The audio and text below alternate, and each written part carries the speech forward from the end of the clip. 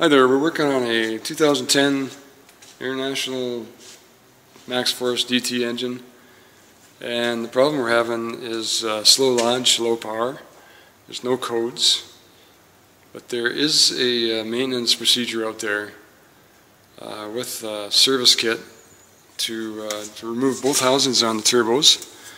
They give you new clamps and O-rings, and you use a carb cleaner, spray and then clean the soot off the compressor wheels on both turbos. And what's happening is the crankcase breather down below is overfilling. It's filling up. The wheel stops turning. It stops separating the oil and vapor. Vapor is supposed to go back in the intake, but once it gets full, it starts turbo starts drawing oil through the system. And you got to check your air filter too. It causes that low pressure area as well. And it's worked well for us. We've had success with it. And here's the kit over here.